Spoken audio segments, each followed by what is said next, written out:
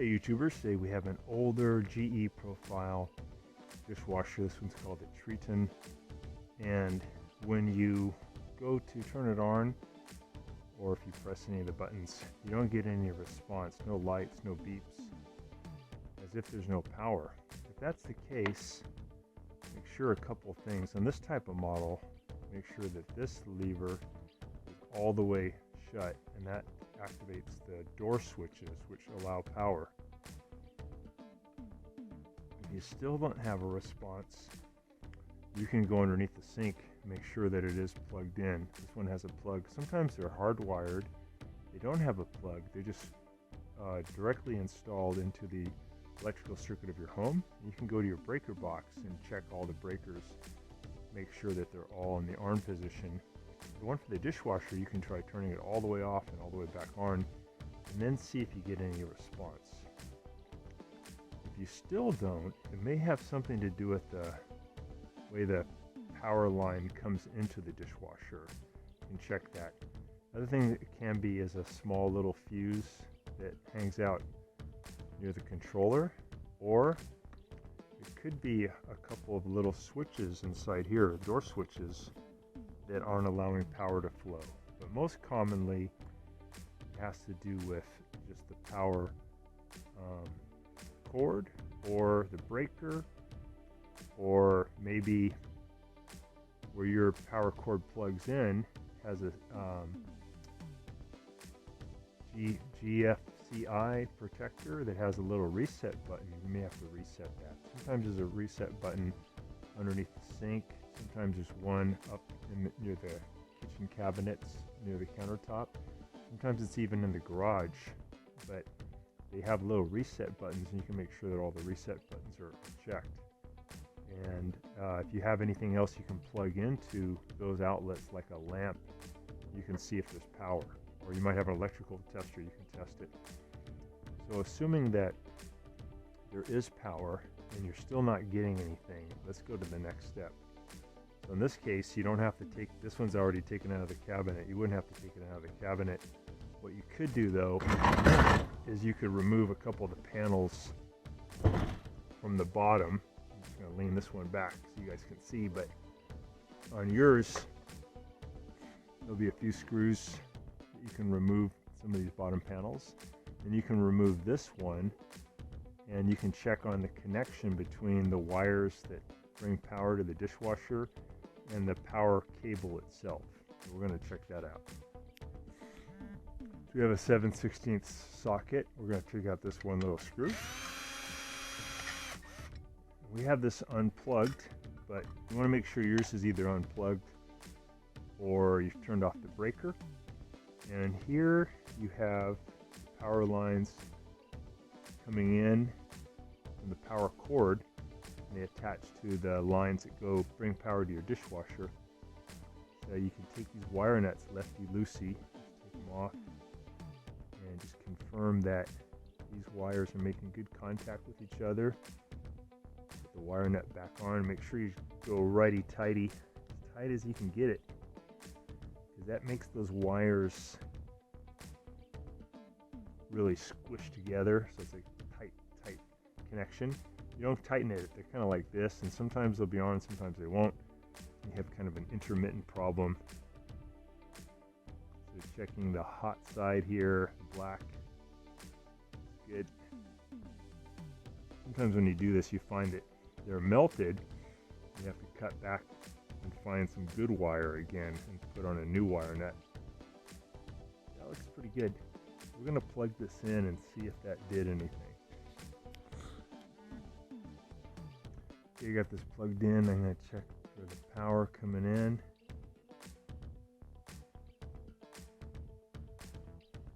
So we're not getting enough power. Only 19 volts. So that power cord is defective. So that's our problem. We're going to put a new power cord on. Alright, so I'm going to get this one off, undo this nut, lefty-loosey.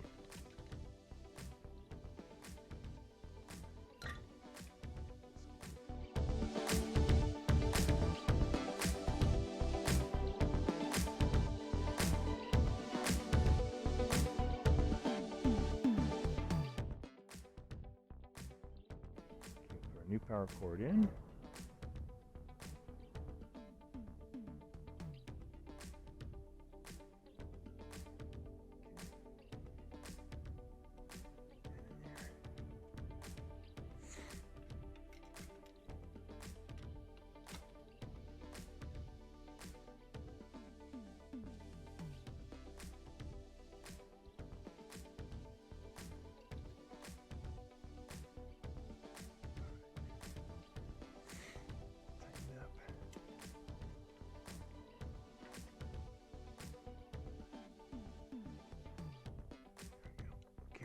Up this ground wire first up.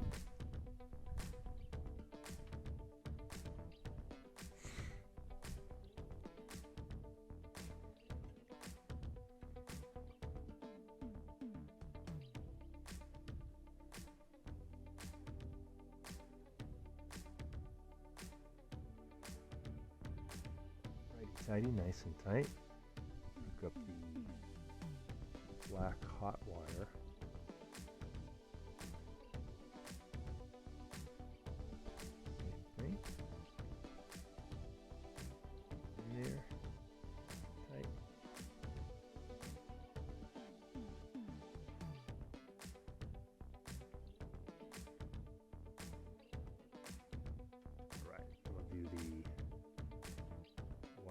Neutral wire.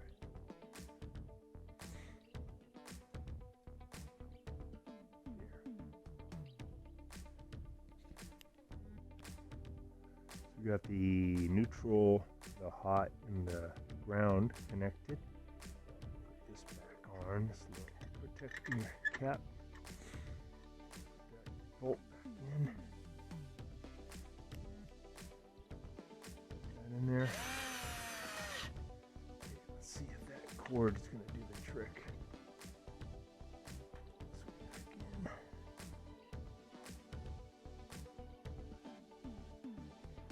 Oh yeah, you can hear it now. It fired up right away. Go normal. Yeah, you got power. Okay, just needed a new cord. That's it. Okay, we're going to test it. So press normal. You got power. Start. You can hear water squirting in. Good.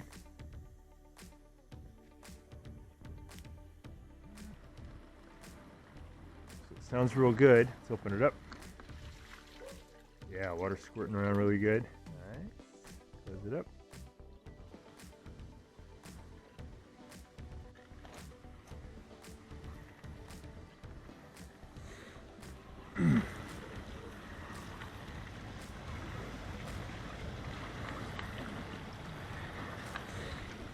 No leaks, looks good.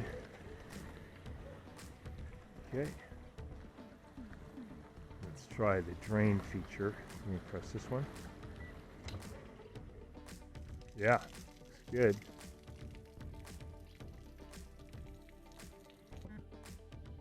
So we got back power, just we needed a new power cord. But if you did all those steps and you still don't have power, you may need to check something inside the door here.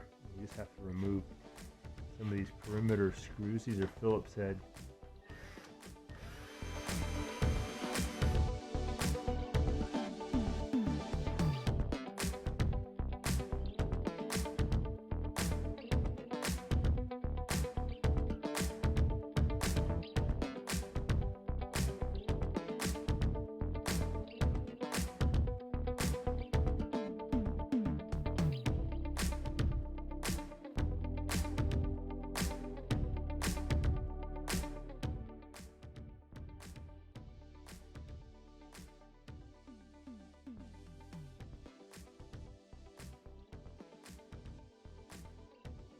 So again, this can still be in your kitchen cabinet. Door off. So we look inside, we have this door switch. Sometimes can be a troublemaker. When it goes in, it clicks two switches, and if those switches are getting worn out or not working, it won't send power. So that's worth looking at. And some of these will have a control panel with a fuse. This one's a timer, so this one doesn't really have a fuse built into it. Check all these connections, make sure that everything's tight. Pushing on your modular connectors. You can also take out the modular connectors and spray them with electrical cleaner and put them back in. But probably, if you still don't have power, it's probably this guy, which is your door switch. And take a look at it. Pull these two screws here.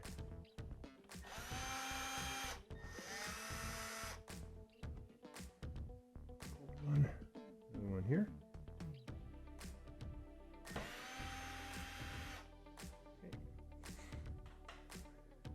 And you can buy this whole door switch as a unit.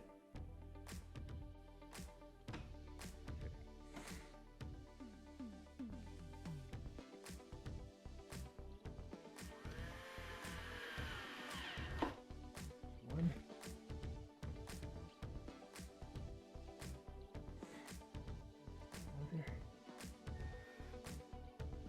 Watching our video, and please subscribe to our channel when you get a chance. And also click the little bell notification button so we can send you weekly videos on all the different ways of fixing appliances around your home and saving you lots of money. So thanks again for watching, and please also press the like button for our video if this was helpful to you. Feel free to contact me at the email listed below, which is scottthefixitguy@yahoo.com, with any of your questions.